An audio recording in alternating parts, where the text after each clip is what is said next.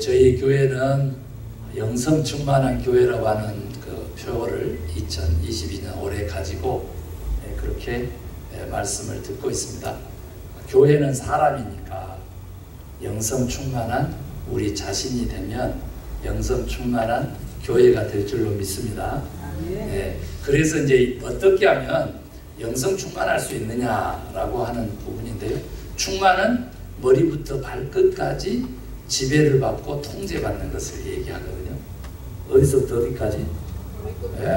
머리부터 발끝까지. 그렇게 충만히 그런 의미를 가지고 있다면 영성은 뭐냐라고 했었을 때 저희 이제 교회에서 하나님이 주신 그러한 저희 교회의 정의로는 예수님 닮기다, 주님과의 동행이다, 이렇게 보시면 가장 좋겠고요. 조금 더 신앙적으로 가게 되면 성화, 즉 거룩하게 되는 것, 다른 말로 하면 성령 충만해서 생활하는 것, 그 성화가 곧 영성이 된다, 그 말입니다. 그래서 그 영성이라고 하는 것은요, 성품에 가깝습니다. person, personal, personality 이렇게 되는 것처럼 spirit, spiritual, spirituality 이렇게 되기 때문에 영과 영적인 모든 것과 그리고 영성, 영과 영적인 것들을 다 포함해서 영성이 돼서 바로 영적인 인격을 영성이라고 하자, 이렇게 문자적인 해석도 해냅니다. 그런데 지금 우리는 어디까지 와 있느냐 그러면 예수님 닮는 게 영성이다 해서 예수님 닮기 위해서 그동안 6개월 정도 왔어요. 그런데 이제 다시 새롭게 습관도 영성이라고 하는 그러한 그 주제를 가지고 지금 4번째 시간을 갖고 있습니다. 그런데 그 습관이라고 했었을 때, 인생의 삶이라고 했었을 때 그것을 우리는 신앙적으로는 성화라고 부르자. 그래서 성화에 우리가 관심하면서 우리의 삶을 되돌아보는 것, 이것이 지금 사실은 습관이 영성이다라고 하는 것이 이제 주제가 되겠습니다. 그래서 지난주에는 당신이 사랑하는 것이 당신이 됩니다 해서 그 사랑을 조금 살펴봤더니 하나님의 사랑, 먼저 된 사랑, 또 내림 사랑. 그래서 먼저 예수 믿는 우리가 다음 세대를 위해서 혹은 나중에 예수 믿는 저들을 위해서 어떤 사랑을 해야 할까, 그런 것들을 지난주에 살펴봤다, 이렇게 보시면 됩니다. 그러니까 오늘은 사랑하는 방법을 배워보는 시간을 좀 갖겠습니다. 그래서 기독교에서 말하는 사랑은 우리가 대부분 알고 있기를 아가페 사랑이다, 이렇게 얘기를 합니다. 아가페, 대가를 바라지 않고 무조건적인 사랑, 그래서 최고의 사랑, 우리가 이렇게 뽑아왔습니다. 그러다 보니까 반면에 육적이고 감정적이고 감각적인 에로스 사랑은 아가페 사랑과 대치되는 것처럼 그렇게 여겨왔는데, 지난주에 그것을 바꿔야 된다, 그런 말씀을 드렸죠. 왜요? 우리가 가지고 있는 욕망, 우리도 어찌할 수 없는 직감적인 감정, 그 바라는 것, 그것이 바로 근본적인 사랑이기 때문에. 그러면 기독교에서 말하는 아가페는 뭐냐면 이분법적으로 에로스가 나쁜 거고 아가페가 선한 거고, 이게 아니고요. 어떻게? 에로스의 질서가 더해지면 아가페 사랑이 된다라고 하는 말씀을 저희들 지난주에 들었습니다. 오늘 그 참된 기독교에서 말하는 에로스의 질서가 잡힌 그 아가페 사랑, 다른 말로 하면 뭐냐면 직감적인, 제가 이 내장, 창작, 오장, 육부 이런 얘기까지 다 말씀을 드렸잖아요. 그런데 사실은 뭐라고? 그런 것들을 다 통제하고 포괄하고 담아낼 수 있는 마음, 카르디아. 그런데 그 카르디아가 의식적으로 그 마음이 연결어 간 것이 아니라 본능적으로 직감적으로 그 마음이 향하는 것, 그것이 곧 사랑이다, 사랑. 그러니까 우리는 그렇게 본능적이고 직감적으로 에로스적으로 욕망적으로 갈망적으로 그렇게 되는 사랑을 쫓아서 갈 때 우리는 생각과 행동의 갭을 메꿀 수가 있다. 그래서 중요한 것이 목적론적인 감각. 그렇게 직감적인 사랑을 한다고 해가지고 쾌락이 정점이 되고 쾌락으로 끝나는 그 사랑이 아니라 하나님에게 영광 돌리고 그 하나님에게 영광 돌린다는 뜻은 그 하나님의 본질이 공동체적이기 때문에 나를 위한 사랑이 아니고 다른 사람을 위한 사랑. 그 하나님을 열망할 때, 하나님을 욕망하고 갈망하고 바라보는 에로스 플러스 질서가 잡힌 그 아가페의 사랑을 우리가 할 때 우리는 영성 충만한 사람들, 성화된 사람들, 이렇게 불리게 된다는 것이죠. 그래서 우리 마음속에 있는 카르디아가 바로 그 지향해야 되는 그 지향점, 텔로스라고 이름하는 바로 그 목적과 목표들이 분명해야 된다는 거예요. 그래서 3가지를 포함한 것이 바로 영성이라고 한다면 우리의 마음 역시도 3가지를 포함하는 것이라고 한다면 뭐라고? 그 습관 속에 우리가 지향하는 텔로스는 하나님의 나라여야 한다. 하나님의 왕국이어야 한다.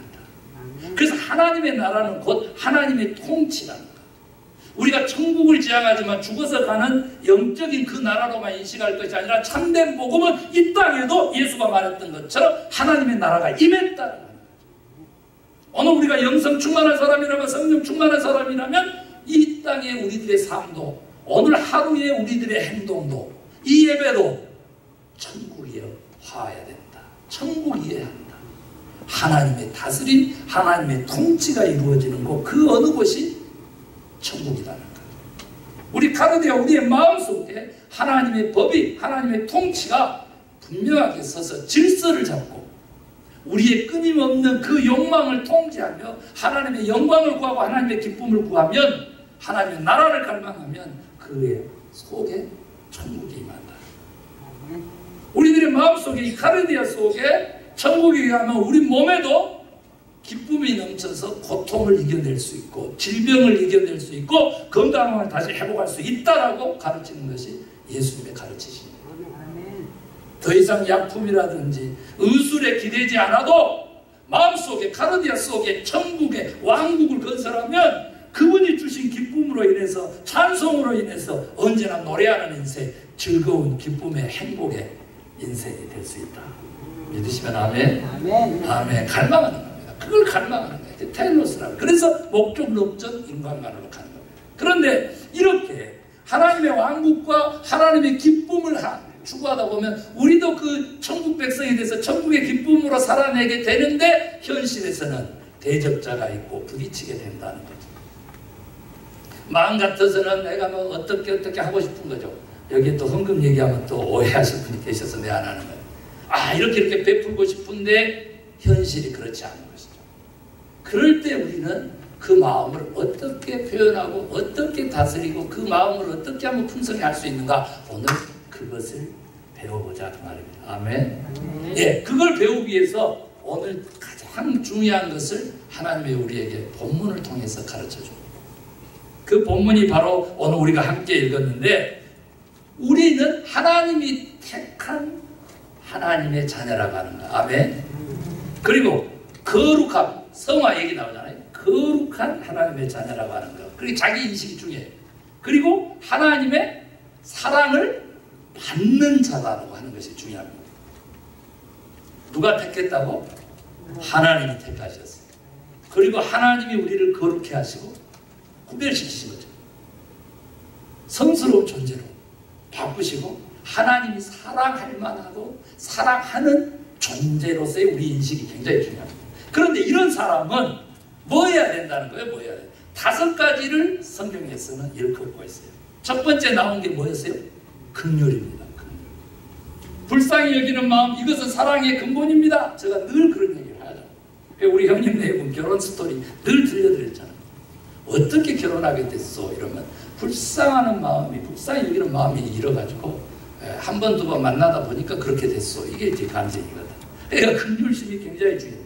여기 있는 김 목사도 하나님이 많이 사랑하는 목사인데 기도하면 응답해 주시는데 그 기도할 때 첫 마디를 뭘로 시작한다고 그랬어요? 하나님 나 좀 불쌍히 여겨주세요. 하나님 긍휼을 익혀주세요. 여러분, 하나님이 불쌍히 여기는 사람을 대적할 자는 없다. 저는 이렇게 간증할 수 있습니다.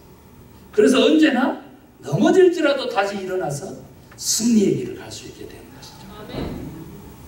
그런데 중요한 건 뭐라는 거예요? 우리들의 마음속에 다른 사람을 불쌍히 보는 긍휼심이 있느냐는 거예요. 이것은 자존감이 없으면 불가능합니다. 언제나 말이죠. 거지처럼 사는 사람이 있어요. 하나님과의 관계에서도 언제나 달라고 하는 사람이 있어요. 그런데 내가 하나님의 기쁨과 영광을 위해서 내가 베풀면서 살겠습니다 하고 선언하고 가면 그런 존재로 하나님이 바꿔주시죠. 자존감이 있어야 다른 사람들을 긍휼한 눈으로 볼 수 있게, 사랑스러운 눈으로 볼 수 있게, 지극한 눈으로 볼 수 있게. 저는 거울 보면서 저 자신을 향해서 참 불쌍한 놈이다 이런다. 자존감이 상한 것입니까? 아니죠. 긍휼심을 구하는 저의 기도의 방법이기도 하죠. 그 다음에 두 번째 뭐가 나? 자비함이 나오죠. 이것은 이제 나중에 용서라고 하는 게 나오기 때문에 그걸 포함해서 제가 5가지만 얘기하려고 지금 하는 것인데, 용서에 용납이 포함해지면 지금 다른 종교에서 최고의 가치로 삼고 있는 자비함을 갖게 된다는 거예요. 우리 하나님도 자비하신 하나님 요래야 되는데 다른 동네에서 하도 많이 쓰니까 우리가 하나님에 대해서 자비하신 하나님 대신에 긍휼심이 많으시고 용서하신 하나님 우리가 이렇게 썼다는 거예요. 그런데 어쩌라 그러세요? 용납이 있어질 때 용서가 이루어져요. 여러분, 하나님이 우리를 몇 번 용서하셨을까요? 몇 번 용서하신 것 같아요? 헤아릴 수 없죠. 그 하나님이 뭐라 그랬다고? 내가 너희를 용서한 것 같이 너희도 다른 형제들을 용납하고 용서해라는 거예요. 하나님의 자비하심을, 하나님의 긍휼하신 마음뿐만 아니라 하나님의 그 무한대까지 용서하시는 그 자비하심을 너희들도 본받아야 한다. 세 번째 나온 게 뭐냐면, 다시 가시면 뭐예요? 겸손으로 나옵니다. 겸손. 여러분요, 우리 기독교인들의 성품 중에서 이것만큼 사실은 중요한 게 없는 것 같아요. 골프 치는 사람들이 맨날 그런 얘기하죠. 골프하고 정치는 고개 쳐들면 두드러 맞는다. 이렇게 망치는데 고개 쳐들면 망친다. 그러면서 겸손을 얘기를 많이 하죠. 겸손. 왜 그럴까요? 예수님이 겸손의 왕이셨기 때문에. 그분이 하늘 보자 버리시고 내려오셨고요. 백마를 타실 수 있죠. 대신 한 번도 타지 않는 나귀 새끼를 타고 평화의 왕으로 예루살렘에 입성하시는 그 겸손의 모범을 보이셨고, 마지막 날 그렇게 들어와서 마지막 일주일간을 그 이스라엘의 도시에서 시골 촌사람이 그렇게 태어나서 자라고 살았던 그 예수가 도시에 와가지고 마지막 일주일에 들어서 마지막 밤에 뭐 했어요? 제자들의 발을 씻으셨어요. 그 겸손이. 저는 늘 이렇게 얘기했어요. 기독교인들이 겸손해야 되는데 두 가지 겸손이 있다. 하나는 절대 겸손인데 하나님 앞에서, 그리고 자식들 앞에서 그렇게 하기를 바란다. 그리고 한 가지가 더 있는데 상대적 겸손도 너무 중요하니까 그걸 그렇게 행하십시오.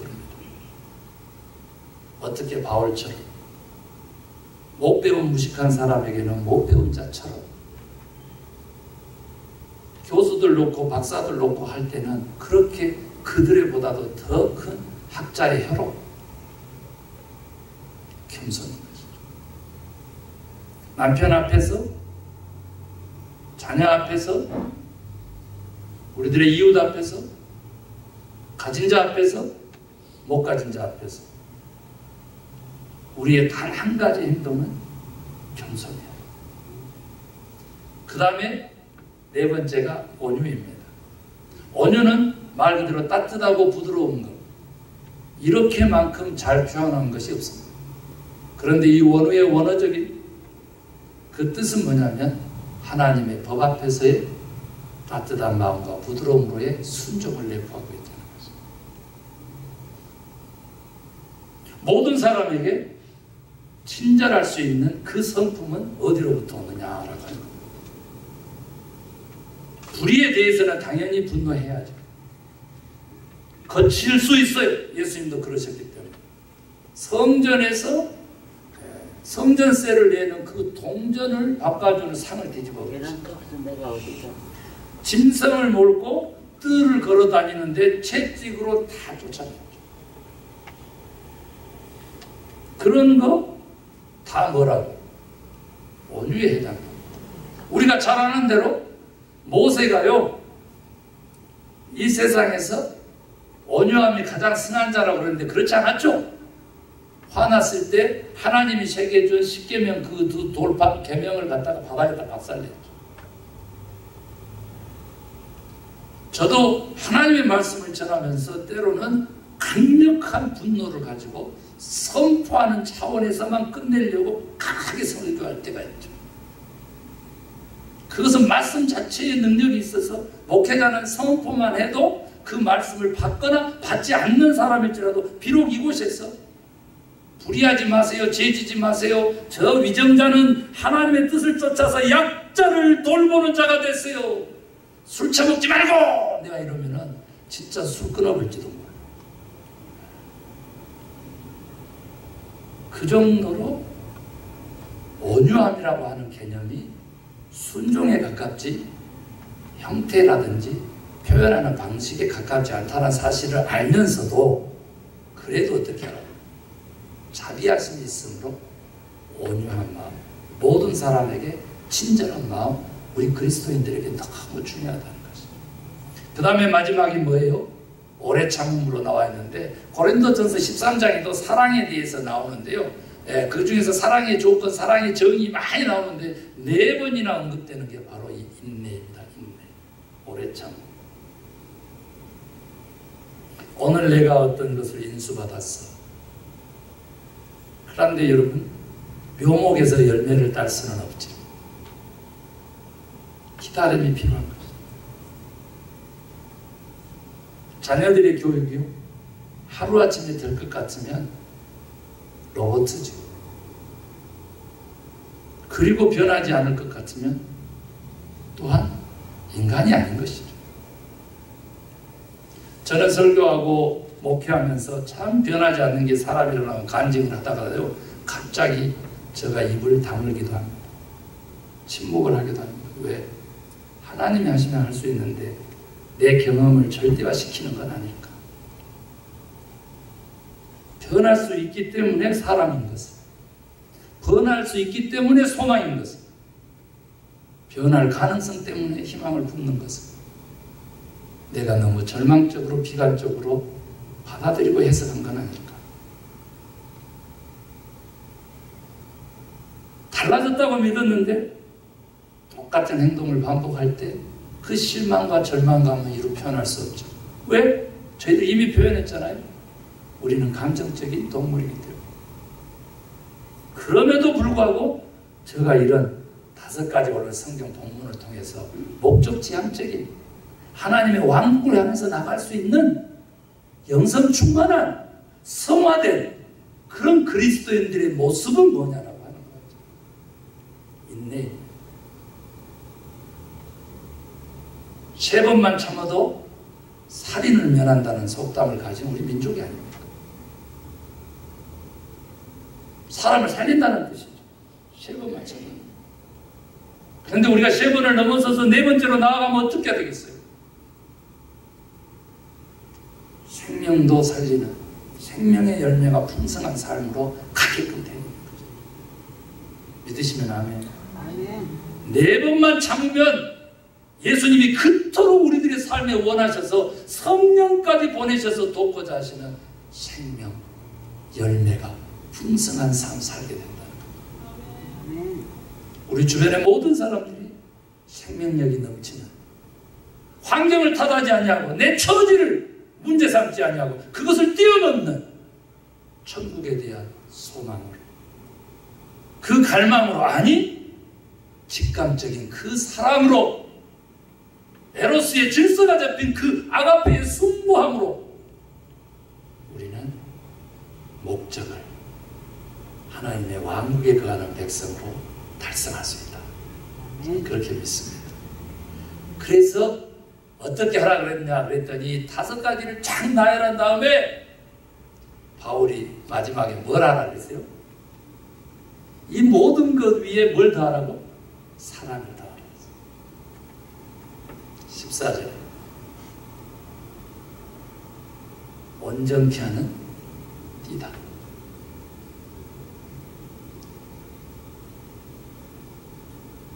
여러분요, 우리가 말에 온전하기만 해도 우리는 최상의 인간의 모형이 될 수 있다라고 잠언서에는 가르칩니다.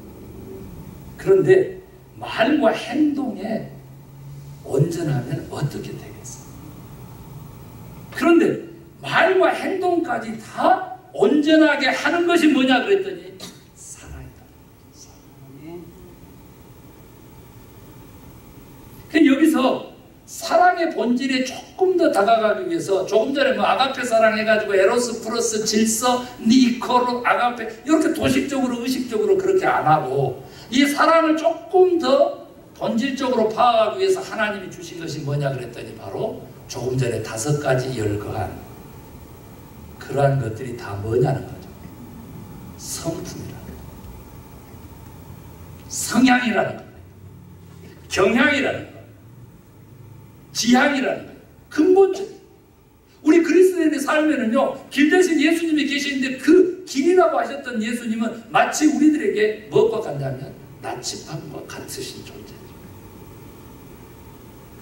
길을 잃고 헤맬 때 어디로 가야 북쪽입니까? 태양이 떠오르는 동쪽은 어디다? 라고 하는 것을 알려줍니다. 가장 기본적인 바로 그 지향점. 그게 사랑인데 그 기본적인 지향점을 우리가 마음속에 이 직감적인 감정적인 이 마음 카르디아 속에 담을 수 있는 길은 뭐냐 그랬더니 바로 5가지 언급한 긍휼, 자비, 겸손, 그리고 뭐였어요? 오래 참음, 인내죠, 인내. 그런데 그런 것들이 용서가 뭐라고? 우리가 일컬어주기는 덕이라고 한다. 그래서 우리가 다른 신약 복음서에서도 특별히 이제 고린도서에서 보면 모두 은사를 다 얘기하면서 덕을 위해서는 절제하는 거예요. 방은 이해할 수 있는데 교회의 덕을 세우기 위해서는 침묵하라고 해요. 은사를 드러내야지. 이것이 성화 아닐까? 이것이 나에게 부름받은 이 책임 아닐까? 이게 사명 아닐까? 이렇게 생각하죠, 우리가 다. 그런데 덕을 위하여서는 그것을 멈춰라, 내려놔라 그런단 말이에요. 그 정도로 덕이 중요한데 여러분, 기독교에서 말하는 덕은 무엇일까요? 우리 동양에서 최고의 가치로 두고 있는 그 덕이 뭐냐고 말이에요. 따라해 줍시다. 좋은 습관. 덕이 뭐라고요? 좋은 습관입니다. 좋은 습관이 만들어지지 않고는 우리를 온전케 하는, 인격적으로나 삶적으로나 우리를 온전케 하는 사랑을 힘입을 수 없다는 거예요. 우리가 사랑의 사도가 사랑도 습관이다 라고 받아들이고 내가 사랑하는 것이 곧 내가 된다라고 하면서 존재론적인 변화를 원하고 그런 성화의 삶을 원하고 그런 하나님께 영광 돌리는 삶을 원할 때에 좋은 습관이 없이는 되지 않는다. 그래서 성품에 해당되는 덕 항목들을 쭉 열게 하는 거예요. 그럼 나쁜 습관은 뭘까요? 악덕인 거예요. 악덕. 그것은 우리가 멀리하고 좋은 습관인 덕을 쌓고 그 덕이 존재할 때 뭘 성경대로 하면 사랑이 옷 입혀져서 우리를 온전하게 맨다는 거죠. 아멘. 여러분 저 바지 있잖아요. 바지 혁대 찼잖아요. 혁대 차기 전에 이 바지 고리도 있죠. 여기까지는 덕인데 혁대를 차서 더 이상 허리에서 밑으로 못 내려가게 하는 것은 혁대에 해당되는 게 뭐라고? 사랑이다. 자, 그럼 상상을 한번 해보세요. 아주 재미난 상상이니까. 제가 오늘 다 벗고 혁대만 허리에 들고 와서 섰어. 좋아서 난리네. 권사님이 좋아하면 안 되는데. 아니잖아요. 사랑을 덕으로 봐야 된다는 거죠. 그래야만 우리가 온전한 힘을 얻을 수 있다는 거죠. 그래서 그 덕에 해당되는 그 습관에 해당되는 바로 그 성품에 해당되는 항목들을 미리 열거하고 이런 것들을 다 묶어내려면 사랑이 돼야 된다 하면서 우리에게 습관의 힘을 가르쳐 준 것이다. 그래서 오늘 말씀을 마치면서 우리 영적인 스승인 토마스 아퀴나스가 어떻게 하면 사랑을 습관으로 만들 수 있는지를 고대로부터 2000년 전에서부터 우리에게 가르쳐 준 것을 딱 2가지만 소개하고 말씀을 마치려고 하는데, 하나가 뭐냐 그랬더니 모방이라는 것. 우리는 작아, 나쁘다고 얘기하죠. 그런데 성경에서 바울은 뭐라고 그럽니까? 내가 그리스도를 본받은 것 같이 너희도 나를 본받아라, 이렇게 얘기합니다. 고린도서. 빌립보로서 가면 어떻습니까? 너희는 나를 본받고 너희를 보고 또 흉내를 내는 저들에게 관심을 해라, 이렇게 명령합니다. 계속 흉내내고 모방하는 것, 모방 속에 창조가 있는 것이죠. 그런데 요즘 어떻게 돼요? 미국에서 특히 주창해가지고 지적 소유권으로 해가지고 모든 지적인 부도 창작자에게 돌아갈 수 있도록 해야 된다 해가지고 한국에서요, 옛날 노래 한 곡 불렀는데 그 한 곡 가지고 지금 1년에 1억 원씩 다 수입료가 들어온 그 가수가 간증을 하더라고요. 깜짝 놀랐어요. 한 곡으로요 1년에 1억씩 벌어요. 죽을 때까지 할까요? 아니, 죽고 나서도 그럴 것 같아요. 이렇게 되는 거죠. 세상은 모방하는 것을 멀리하라고 하지만 성경은 본받는, 흉내내기를 거듭해서. 왜 그럴까요? 습관이 될 때만이 영원해지기 때문이라는 거예요. 너무 중요해요. 사랑하는 게 별로 없었어요. 그런데 사랑은 이렇게 하는 거다 하면서 맨날 같이 나눠서 먹고 바꿔서 입고 줘 버릇 하니까 다른 사람들이 저 권사님은 사랑의 은사를 받으셨네, 이렇게 되는 거죠. 나성 소망교회 가가지고 어려운 소리만 했다 그러면 목사님이 도움을 줘. 수없이 못하게 해도 콘도 하나 말아먹고 빚 청산하는데 그 빚의 절반은 성도님들이 띄어놓는 빚이에요. 진짜입니다. 그런데 또 줘. 덕이 되는 것이죠. 선을 지향하는 습관, 덕이 되는 것이죠. 목사님이 오늘 설교했기 때문에 다음 주에 점심 도시락 한번 내세요, 강요했기 때문에 아니라는 거죠. 한번 더 돌아봐봐요. 낸 사람이 또 내고 또 내고 하는 것이 1년치를 쫙 이렇게 주고를 보면 그게 다 반복돼서 나타납니다. 성향으로. 신기하죠. 덕은 자연스러워. 덕을 사랑이라고 했으니까 사랑도 자연스러워지려면 어떻게 하라? 흉내를 내기 시작해요. 그래서 설교를 너무 길게 하면 안 되니까 한 번만 제대로 따라하면 내가 다음 주제로 넘어가려고. 사랑합니다. 옆 사람도 사랑합니다. 그러니까 시키지 않아도 앞뒤 좌우로 막 이렇게 해버려서 그냥 사랑합니다가 막 합창으로 들리는 사운드로 해. 그러면 됐어. 그냥 설교 끝 하면 좋겠는데 하나만 더 할게. 토마스 아퀴나스가 어떻게 하면 사랑의 능력이 배가 되고 어떻게 하면 성화의 삶, 영성 충만한 삶을 살게 되고 어떻게 하면 덕이 자연스럽게, 선이 자연스럽게 그 삶에서 우러나오는 성품과 인격이 되느냐라고 했는데 행하라. 주기적으로 정해놓고 행하라. 저는요 영어대학에서 봤잖아요. 그래서 어떻게 말하는 잉글리시, 스피킹 잉글리시 그 프로그램을 개발했잖아요. 큰소리 영어 학습법이 바로 그것이잖아요. 어떻게 하라 그러냐 그랬더니 그 전에 뇌과학자가 어떻게 했어요? 우리의 습관을 만들고 영어를 실력과 능력으로 바꾸는 방법을 가르쳐줬는데 6개월 동안 하라는 거예요. 한 단어를 알고 한 문장을 습득할 때까지 6번의 반복이 필요하다는 거예요. 첫 번째, 1시간이 중요하답니다. 우리 예배 1시간 들었잖아요. 들었어 지금. 이거 너무 중요했거든. 그런데 오늘 하루가 가기 전에 그 다음에 두 번째 하루가 중요하다는 거예요. 하루가 가기 전에 예배의 그 심정 카르디아로 그 마음으로 오늘 들은 말씀을 다른 사람한테 전할 때 내 것이 된다는 겁니다. 김 목사는 11시 20분부터 설교를 했는데 여러분은 잠자기 전까지 설교할 수 있는 특권이 있는 거죠. 부흥하는 교회는 다 이래요. 설교를 들은 성도님들이 하루가 지나기 전에 다른 사람에게 설교하는 교회는 다 부흥한다. 세 번째는 뭐예요? 일주가 중요해. 다음 주에 다시 예배자로 와야 돼, 안 와야 돼? 와야 된다는 것이죠. 나 이거 지금 영어죠, 영어요. 영어 아시죠? 예. 에빙하우스라고 하는 독일의 철학자요 심리학자가 뇌과학을 공부해서 내놓은 겁니다. 망각의 주기법이라고 그래가지고, 그러니까 굉장히 오래된 게 400년 된 때올립니다. 이론이죠. 그 다음에 중요한 게 뭘까요? 한 달이 중요해요. 왜 한 달이 있겠어요? 4주 만에 다시 어쩌나 반복하는 거죠. 한 달 됐으면 그 다음에 어디로 가라고요? 네. 6개월 되기 전에 반드시 반복을 하는 거예요. 그렇게 해서 6번 6개월 이렇게 반복을 하면 영어가 영원히 나의 자산이 된다는 거예요.